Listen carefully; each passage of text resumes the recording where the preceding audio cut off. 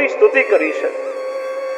વાણી ગુણાનુકથને શ્રવણૌ કથાયામ હસ્તૌ ચ કર્મસુ મનસ્તવ પાદયોર્ન સ્મૃત્યામ શિરસ્તવ નિવાસ જગત પ્રણામે દ્રષ્ટિ સતામ દર્શનેસ્તુ ભવત્તનું નામ. હે પ્રભુ, કૃપા કરો કે અમારી વાણી નિત્ય આપના ગુણગાન ગાય. અમારા કાનનો વિનિયોગ કેવલ આપના કથા શ્રવણમાં થાય. અમારી દ્રષ્ટિ નિત્ય આપના દર્શન કરે. અમારું મન નિરંતર આપનામાં લાગેલું રહે. ઠાકોરજી કૃપા કરી અને મૂળ સ્વરૂપ ધારણ કરી અને પાછા તે પોતાના મૂળ ધામમાં ગયા છે. એ રીતે ઠાકોરજી મૈયાનો મદ પણ દૂર કર્યો અને નલકુંવર મણિગ્રીવનો પણ ઉદ્ધાર કર્યો છે. ઉખલ બંધન લીલા, ઉખલ ખલ ઉત્સિતમ ખલમ. ઠાકોરજીને ખલ એટલે પાખંડ ક્યારે ગમતો નથી. શ્રી મહાપ્રભુ કહે છે ને, પાખંડ પ્રચુરે લોકે. આજે પુષ્કળ પ્રમાણમાં પાખંડ આપણા સમાજમાં વધી ગયો છે. જે જેવા સેવા નથી દેખાવું, બધા જ એકબીજાને છેતરવાનો પ્રયત્ન કરે છે. આપણને ગમે એવા બનીને બધા આપણી પાસે આવે, દંભ અને પાખંડ લઈ બધા એકબીજાને છેતરતા છે. એનું કારણ સમાજમાં બધાની પ્રકૃતિ જુદી જુદી છે. આપણે જે જેવા છે ને એવા એને પ્રેમથી સ્વીકારતા નથી. એટલે આપણને રાજી રાખવા માટે દંભ અને પાખંડથી બધા આપણી પાસે આવે. ઠાકોરજી પણ જો વિચાર કર્યો હોત કે જીવો તું શુદ્ધ બનીને, પવિત્ર બનીને, નિર્દોષ બનીને આવો, પછી હું તને સ્વીકારું, તો કદાચ હજી આપણે હજારો જન્મ લેવા પડે. કેટલી કૃપા વિચારી કે અનેક દોષોથી ભરેલા એવા આપણે સદોષ પ્રભુએ આપણો અંગીકાર કર્યો છે. અહીંયા આપણે જૈસો હું એસો તિહારો શી બંદા. આપણે પણ એકબીજાને જેવા સેવા જો પ્રેમથી સ્વીકારીએ સમાજમાં, તો દંભ પાખંડ દેખાવ બધું ઓછું થઈ જાય. ઠાકોરજીને પાખંડ ન ગમે, સહજ પ્રીત ગોપાલ હિ ભાવે. ઠાકોરજીને સહજ પ્રીતિ ગમે છે. ત્યાર પછી ઠાકોરજીએ વૃંદાવનમાં નિવાસ કર્યો, વત્સાસુરનો વધ કર્યો. બકાસુર નામનો અસુર બગલાનું રૂપ લઈને આવ્યો, પ્રભુને પરિશ્રમ દેવા લાગ્યો.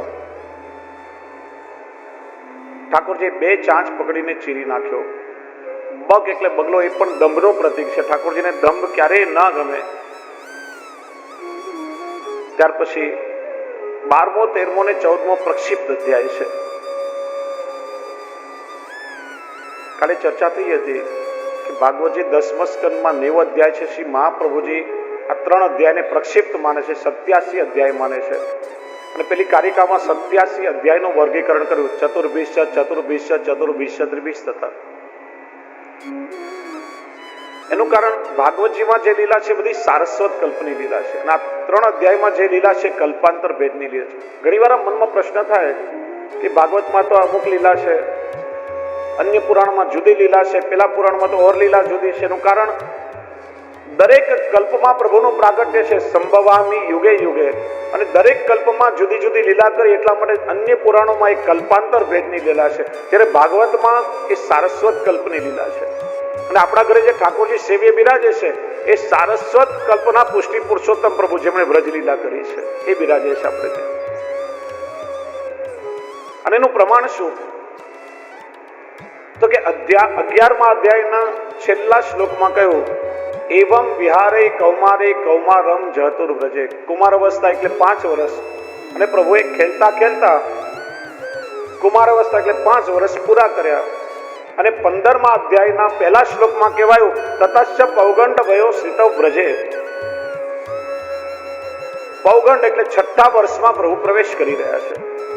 11મા અધ્યાયના છેલ્લા શ્લોકમાં કહ્યું કે 5 વર્ષ પૂરા કર્યા, અને 15મા અધ્યાયના પહેલા શ્લોકમાં કહ્યું કે 6થા વર્ષમાં પ્રવેશ કરે છે. એ સૌથી મોટું પ્રમાણ છે. હવે વચ્ચેના જે 3 અધ્યાય એમાં વત્સાપરણ લીલા પણ આવે છે, જેમાં બ્રહ્માજી ગોપાલકોને વાછરડાનું હરણ કરીને લઈ ગયા અને 1 વર્ષ સુધી પોતાની પાસે રાખ્યા. તો ઠાકોરજી 7 વર્ષના થવા જોઈએ. એટલે ત્રણે પ્રક્ષિપ્ત અધ્યાય છે, પણ સુંદર લીલાઓ છે એટલે મહાપ્રભુજીનું વર્ણન પણ કર્યું છે. પ્રભુ ખેલી રહ્યા છે ત્યાં અઘાસુર નામનો અસુર અજગરનું રૂપ લઈને આવ્યો. અગ એટલે પાપ, અને એના માટે કહ્યું બકી બકાનું જ. બકી એટલે પૂતના, બક એટલે બકાસુર, અને એનો ભાઈ એટલે અઘાસુર. પૂતના એટલે અવિદ્યા, બકાસુર એટલે દંભ. અવિદ્યા ને દંભ હોય ત્યાં અગ એટલે પાપ પ્રગટ થાય છે. અઘાસુર એ પાપનું સ્વરૂપ છે. ગુફા જેવું મોઢું ફાડીને બેઠો હતો. રમતા રમતા ગો બાળકો ગુફા સમજી એમાં પ્રવેશ્યા. ઠાકોરજી પધાર્યા, મોઢું બંધ કરી દીધું. બધા ગુંગળાવા લાગ્યા. ત્યારે ઠાકોરજી પોતાની ગરિમા શક્તિથી પોતાનું સ્વરૂપ એકદમ વધાર્યું અને અઘાસુરનું બ્રહ્મરંધ્ર પાડી બધાને એમાંથી બહાર કાઢ્યા. અને અઘાસુરનું તેજ પ્રભુએ પોતાનામાં મેળવી લીધું, એનો ઉદ્ધાર કર્યો. આ લીલા જ્યારે સાંભળી પરીક્ષિતને સંદેહ થયો કે ભગવાન આ રીતે બધા દુષ્ટોનો ઉદ્ધાર કેમ કરતા હશે? આ દુષ્ટોને તો દંડ દેવો જોઈએ. જો પાપીઓનો પણ ઉદ્ધાર કરતા રહેશે તો પાપ કરતા લોકોને સંકોચ નહીં થાય. ત્યારે સુખદેવજી કહે છે, પરીક્ષિત, જીવનના અંતિમ સમયમાં કોઈના મુખમાંથી યદિ પ્રભુનું નામ પણ નીકળે ને તો એનો ઉદ્ધાર થઈ જાય, તો જેના મુખમાં સ્વયં પ્રભુ પોતે પધાર્યા હોય એનો ઉદ્ધાર કેમ ના થાય? અને એનો તો સ્વભાવ જ છે બધા પર કૃપા કરવી. ત્યાર પછી છાક લીલાનું વર્ણન કર્યું. 5 વર્ષે પ્રભુ વત્સપાલ બન્યા છે. નાના નાના વાછરડા ચરાવવા શરૂ કર્યા છે. મૈયાએ કાળી કામડી આપી નાનકડી એક લકોટિયા પકડી અને સખાઓ સાથે વાછરડાઓ ચરાવવા જાય. યશોદા મૈયા દરરોજ ઠાકોરજીને સખા મંડળી માટે ઘરેથી ભાથું બાંધી આપે, છાક બાંધી આપે. થાકે એટલે બધા સાથે મળીને છા કરો કે. એક દિવસ સખાઓએ કહ્યું, અરે લાલા કનૈયા, દરરોજ તું અમારા બધાના માટે ઘરેથી સામગ્રી લઈને આવે છે ને અમને બધાને રોગ આવે છે. આજ અમે બધા સખાઓએ નક્કી કર્યું છે કે કાલે અમે બધા મિત્રો પોતપોતાના ઘરેથી તારે માટે સામગ્રી લઈને આવશું ને તને રોગ આવશું. બીજે દિવસે પ્રભુ સખાઓની સાથે વાછરડા ચરવા પધાર્યા. બપોર થઈ, બધાને ભૂખ લાગી. બધા સખાઓએ ગોળ વર્તુળ કરીને બેસી ગયા અને વચ્ચે ઠાકોરજી બિરાજ્યા. દરેકે પોતપોતાના ભાથાની છાકની પોટલી ખોલી પ્રભુના હાથમાં સામગ્રી પધરાવે. કોઈ ગુલાબજાંબુ લાવ્યું, કોઈ રસગુલ્લા લાવ્યું, કોઈ રસમલાઈ લાવ્યું, કોઈ અમૃતિ લાવ્યું. દરેકની સામગ્રી પ્રભુ પ્રેમથી આરોગ્ય અને પાછા વખાણ પણ કરતા. અરે સખા, બહુ સુંદર સામગ્રી છે. મધો મંગલ નામનો એક વાલ નિષ્કંચન છે, એના ઘરમાં કોઈ સાધન નથી. 3 દિવસનું ખાટું વાસી દહીં માટલીમાં સાથે લાવ્યો હતો. જાણે જોયું તો બધા સખાઓ સુંદર સુંદર સામગ્રી પ્રભુને અરોગાવી રહ્યા છે. મારો કનૈયો તો મારું ખાટું દહીં અરોગીને પણ પાછું એને મીઠું કહેશે. એ તો કૃપાળુ છે, પણ સેવકનો ધર્મ છે કે પ્રભુના સુખનો વિચાર કરવો જોઈએ. આ ખાટા દહીંથી મારા પ્રભુને શ્રમ થશે. પોતાની માટલી સંતાડી દોડીને એક ઝાડની પાછળ ગયો. પોતાનું દહીં ખાવા લાગ્યો ને ઠાકોરજી આ જોઈ લીધું. દોડ્યા, અરે મધુમંગલ, બતાવ તું મારા માટે શું લાવ્યો? માટલી ઝૂંટવવા લાગ્યા. અરે કનૈયા, રેવા દે, ખાટું છે, વાસી છે. માટલી ઝૂંટવી અને પ્રભુ અરોગ્યા ને કે, અરે સખાઓ, આવું મીઠું દહીં તો મારા જીવનમાં મેં ક્યારે ચાખ્યું નથી. મીઠો મદન ગોપાલ, આજ દધી મીઠો મદન ગોપાલ. બ્રહ્માજી આ લીલાનું દર્શન કર્યું. પેલા તો વિચાર્યું, જો તો ખરા કે આ ગોવાળિયા કેટલા ભાગ્યશાળી છે કે જેમને પ્રભુનું અધરામૃત મળી રહ્યું છે. હમણાં જલાશયમાં હાથ ખાસા કરવા આવશે અને એ અધરામૃતની કણિકા જલમાં પડશે. વિચારી માછલાનું રૂપ લઈને પ્રતીક્ષા કરવા લાગ્યા. અધિકારી વગર પ્રભુનું અધરામૃત ના મળે.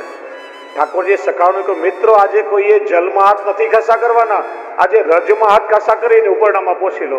બ્રહ્માજી પણ અધરામૃત માટે તરસતા રહે, પણ એમને કણિકા ના મળી. જો વૈષ્ણવ, જે પ્રભુના અધરામૃત માટે બ્રહ્માદિક દેવતાઓ પણ તરસે ને ના મળે, એ ઠાકોરજી શ્રી મહાપ્રભુજીની કાનીથી આપણા ઘરે આપણા માથે બિરાજી રહ્યા છે ને રોજ એનું અધરામૃત આપણને મળે છે. તો ભાગ્યશાળી કોણ? ઠાકોરજી 11 વર્ષ 52 દિવસ વ્રજમાં લીલા કરી, પછી તો વ્રજ છોડી મથુરા ત્યાંથી દ્વારકા પધાર્યા. વ્રજવાસીઓ જીવનભર તરસતા રહ્યા, વિપ્રયોગ કર્યો છે. પણ શ્રી વલ્લભની કાનીથી આપણા દેહમાં પ્રાણ છે ત્યાં સુધી આપણા ઘરે બિરાજીને આપણને નિત્ય લીલાનું સુખ આપે છે ઠાકોરજી, તો વધારે ભાગ્યશાળી કોણ? અને છતાંય સેવાથી જો આપણે વંચિત રહીએ તો કેટલું મોટું દુર્ભાગ્ય છે.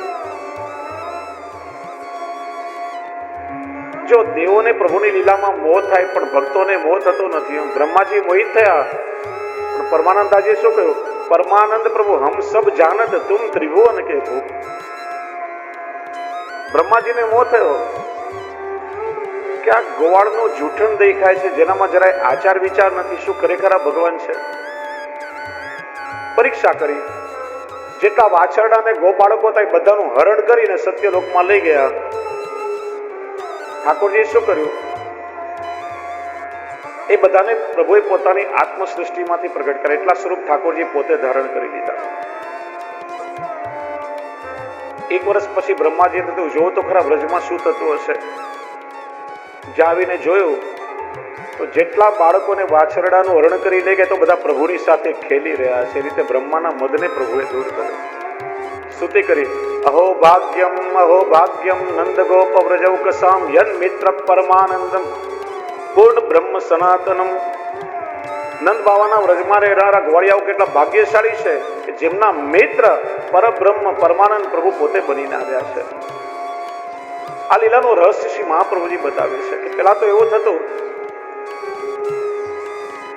મૈયા પ્રભુને ખેલાવતા હોય તો બ્રજ ભક્તોની ભીડ નંદાલયમાં ભરાઈ જતી. પ્રભુ અમારા ખોળામાં ક્યારે પધારશો? અમને વાત્સલ્યનું સુખ ક્યારે આપશો?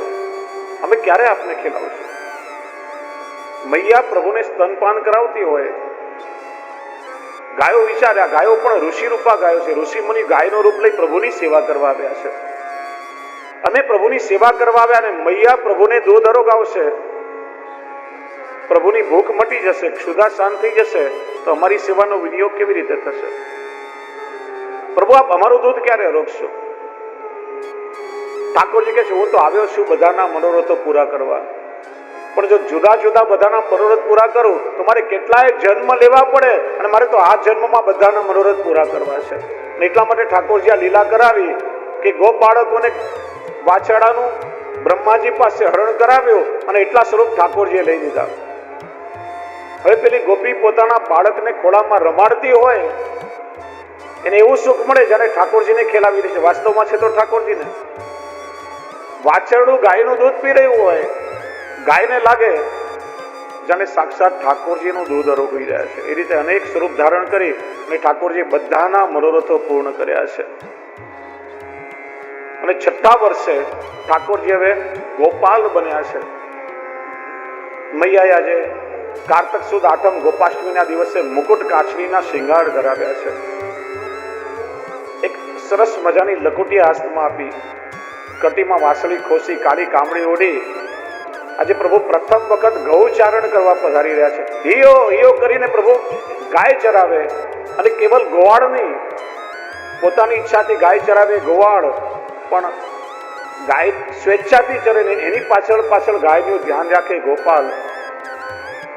વ્રજલીલામાં ઠાકોરજીએ ચરણમાં પાદુકા ધારણ કરી નથી. મારી ગાયો જો ખુલ્લા ચરણથી વિહાર કરે તો મારાથી પાદુકા કેમ ધારણ કરાય?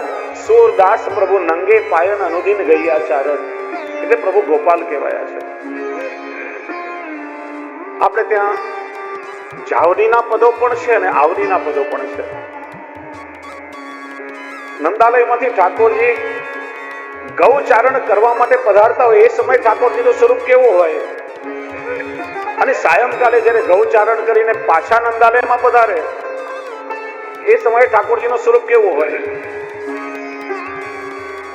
પ્રભુ ગૌચારણ કરવા પધારે ત્યારે ગોપીઓ વિપ્રયોગ કરે, વેણુગીત યુગલગીતનું ગાન કરે, આખો દિવસ વિપ્રયોગ કરે, સાયંકાલે પ્રતીક્ષા કરે. હમણાં પ્રભુ પધારતા હશે, કોઈ પનઘટ પર, કોઈ ઘરના દ્વાર પર, કોઈ ઝરૂખામાં પ્રભુની પ્રતીક્ષા કરે કે પ્રભુના દર્શન ક્યારે થાય. ઠાકોરજી બલરામજી સાથે સાયંકાલે ગૌચારણ કરીને પાછા પધારી રહ્યા છે.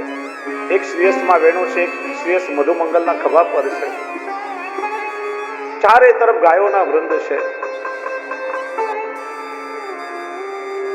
પ્રભુ વેણુનાદ કરતા કરતા ગૌચારણ કરીને પધારી રહ્યા છે. મસ્તકનો કેશનો જોડો ખુલી ગયો છે.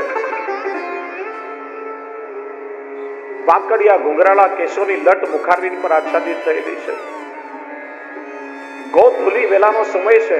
ગાયની ખરીની રજથી ઠાકોરજીનું આખું શ્રીઅંગ મંડિત થયેલું છે. શ્યામ વર્ણના પ્રભુ પાણવર્ણના લાગી રહ્યા છે અને અદ્ભુત સ્વરૂપનું એ વર્ણન કર્યું છે. જો સામાન્ય રીતે તમને એક વાત પૂછું કે કોઈ માણસ આખો દિવસ મજૂરી કરે, પરસેવાથી રેબઝેબ હોય અને આખા મોઢાને શરીર પર આમ ધૂળ લાગેલી હોય તો આપણને સારું લાગે કે ખરાબ લાગે? બિયામણો લાગે? કેવો લાગે? હા, કેવો લાગે?